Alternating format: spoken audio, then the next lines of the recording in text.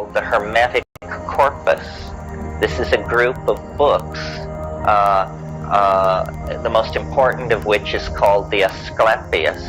And these books, most of them, were completely lost during the Middle Ages. At the fall of the Roman Empire, copies of these Hermetic manuscripts were systematically destroyed by enthusiastic Christian barbarians. And the Hermetic manuscripts were scattered, and they only survived then in monasteries in Syria and places like that. Well, I want to read you some of this stuff because it's very interesting, and it has a modernity that is astonishing. Here's a little passage on the imagination. If then you do not make yourself equal to God, you cannot apprehend God, for like is known by like. Leap clear of all that is corporeal, and make yourself to a like expanse with that greatness which is beyond all measure. Rise above all time, and become eternal. Then you will apprehend God. Think that for you too nothing is impossible.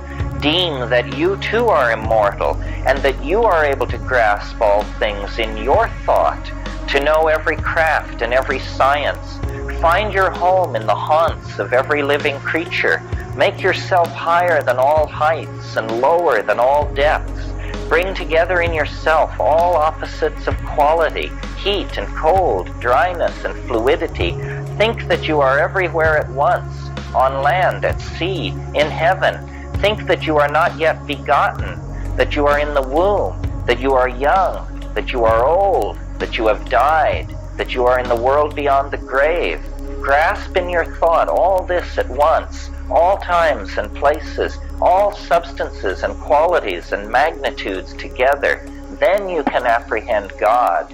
But if you shut up your soul in your body and abase yourself and say, I know nothing, I can do nothing, I am afraid of earth and sea, I cannot mount to heaven, I know not what I was, nor what I shall be, then what have you to do with God? Would that it were possible for you to grow wings and soar into the air. Poised between earth and heaven, you might see the solid earth, the fluid sea and the streaming rivers, the wandering air, the penetrating fire, the courses of the stars, and the swiftness of the movement with which heaven encompasses all. What happiness were that, my son, to see all these borne along with one impulse, and to behold him who is unmoved, moving in all that moves, and him who is hidden, made manifest through his works. But he who presents all things to us through our senses, and thereby manifests himself through all things and in all things, and especially to those to whom he wills to manifest himself. Begin then, my son Tat, with a prayer to the Lord and Father, who alone is good. Pray that you may find favor with him, and that one ray of him, if only one, may flash into your mind, so that you may have power to grasp in thought that mighty being. For thought alone can see that which is hidden, inasmuch as thought itself is hidden from sight. And if even the thought which is within you is hidden from your sight, how can he, being in himself, be manifest to you through your bodily eyes? But if you have power to see with the eyes of the mind, then, my son, he will manifest himself to you. For the Lord manifests himself ungrudgingly through all the universe, and you can behold God's image with your eyes and lay hold on it with your hands. If you wish to see him, think on the sun, think on the course of the moon, think on the order of the stars. Who is it that maintains that order? The sun is the greatest of the gods in heaven. To him as to their king and overlord, and all the kings of heaven yield place. And yet this mighty God, greater than earth and sea, submits to having smaller stars circling above him.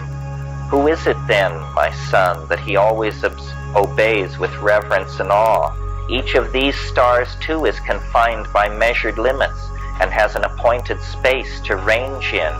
Why do not all the stars in heaven run like and equal courses? Who is it that is assigned to each its place and marked out for each the extent of its course? And so forth. So it's a nature-oriented, celebratory, it glories in the exercise of the mind. It is not doctrinal, it is not pietistic, it is magical.